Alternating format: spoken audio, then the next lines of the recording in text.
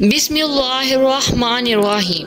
अस्सलामुअलैकुम वरहमतुल्लाहि वबरकातुहू। हज़रत अबू ज़ुबैर रज़ी अल्लाह तआला अन्हु ने हज़रत जाबिर रज़ी अल्लाह तआला अन्हु से रिवायत की है कि एक आदमी ने रसूल अल्लाह सल्लल्लाहु अलैहि वसल्लम से सवाल किया और कहा, आप क्या फरमाते हैं जब मैं फ़र्ज़ नमाज़ें अदा करूं और रमज़ान के रोज़े रखूं और हलाल को हलाल और हराम को हराम समझूं और इस पर इजाफ़ा न करूं, तो क्या मैं जन्नत में दाखिल हो जाऊंगा?